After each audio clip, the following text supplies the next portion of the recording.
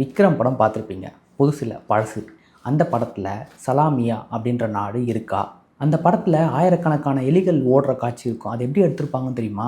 இந்த மர்மத்துக்கு பின்னாடி ராஜஸ்தானில் எலி கோயில் ஒன்று இருக்குதுன்னு சொல்கிறாங்க. இந்த தகவல் பல பேருக்கு தெரியாது.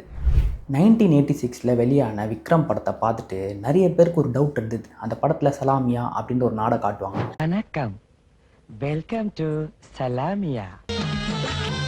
அந்த நாடு உண்மையிலே இருக்கா இல்லையா, இது எப்படி? இந்த படம் ரிலீஸ் ஆன அந்த டைம்லேயே நிறைய பேருக்கு இந்த பெரிய டவுட் இருந்தது. இந்த கேள்வி பார்த்திங்கன்னா ஸ்கூல் பசங்கள்லேருந்து பெரியவங்களை வரைக்கும் எல்லாரையும் ஒரு பேச வச்ச ஒரு டாபிக் தான் இது. இன்றைக்கி மாதிரி கூகுள், ChatGPT இதெல்லாம் அப்போ இல்லை. அப்படி இருந்திருந்தால் இந்த கேள்விக்கான பதில் அப்போவே கிடச்சிருக்கும். ஆனால் பல வருஷத்துக்கு அப்புறம் இப்போ தான் அதுக்கு ஒரு பதில் தெரிஞ்சிருக்கு. இப்போ இன்டர்நெட் இருக்கிறதுனால நிறைய யூசர்ஸ்லாம் என்ன பண்ணுறாங்கன்னா, இதை பற்றி என்ன அப்படின்னு சொல்லி கொஞ்சம் ஆராய்ச்சிலாம் பண்ணியிருக்காங்க. அதில் தெரிய வந்த தகவல் என்னென்னா, சலாமியா அப்படின்ற நாடு உண்மையான நாடு இல்லை. ஆனால் அந்த படத்துக்காக எடுக்கப்பட்ட சீன்ஸ்லாம் பார்த்திங்கன்னா உண்மையிலே ராஜஸ்தானில் சில இடத்துல எடுக்கப்பட்ட சீன்ஸ் தான். படத்தில் காட்டப்பட்ட நாடு பார்த்திங்கன்னா ஒரு கற்பனை நாடாக தான் உருவாக்கியிருக்காங்க. குறிப்பாக அந்த படம் பார்த்தவங்களுக்கு இந்த விஷயம் ஞாபகம் இருக்கான்னு சொல்லுங்கள். அந்த படத்தில் இந்த குறிப்பிட்ட காட்சியில் பார்த்திங்கன்னா நிறைய எலிங்கெல்லாம் ஓடும். அது சிஜிலாம் கிடையாது. அந்த காலத்தில் ஏது சிஜி, அது உண்மையான காட்சி தான். ராஜஸ்தான்லேயே உள்ள ரொம்ப புகழ்பெற்ற ஒரு கர்ணி மாதா அப்படின்ற சொல்லி ஒரு கோயில் இருக்குது. அந்த கோயிலில் இப்படி தான் இருக்குமா எலிங்கெல்லாம்.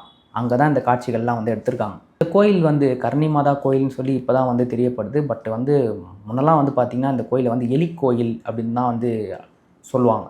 என்னென்னா இந்த கோயிலில் பார்த்திங்கன்னா ஆயிரக்கான எலிகள் பார்த்திங்கன்னா ஜாலியாக ஃப்ரீடமாக சுற்றி நிறுவுமா. அந்த ஊரில் பார்த்திங்கன்னா எலிகள் ஒரு சாதாரண ஒரு உயிரினமாக அப்படிலாம் பார்க்குறதில்ல. எலிகளை தெய்வத்தோட மறுபிறவியாக நம்பி வழிபட ஆரம்பிச்சிட்டாங்க. இந்த எலிகளுக்கெல்லாம் பார்த்திங்கன்னா டெய்லி பாலும் அந்த சாதமும் தான் வச்சு வழிபடுறாங்க. இந்த எலிகள்லே பார்த்துட்டிங்கன்னா வெள்ளை எலியை பார்த்துட்டாங்கன்னு வச்சுக்கோங்களேன், அது ஒரு மங்களகரமான விஷயம் அப்படின்னு சொல்லிட்டு குறிப்பிடுறாங்க.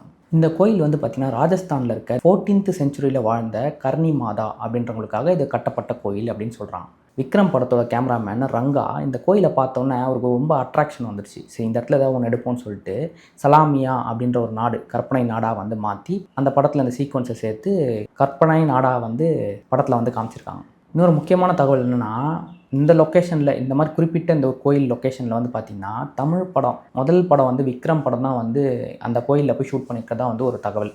ஒரு கற்பனையான நாடை உருவாக்கியிருக்காங்க அப்படின்னா ஒரு சாதாரண விஷயம் இல்லை. தமிழ் சினிமாவில், இந்திய சினிமாவில் பார்த்திங்கன்னா முதல்ல விக்ரம் படத்தில் இது பண்ணியிருக்காங்க.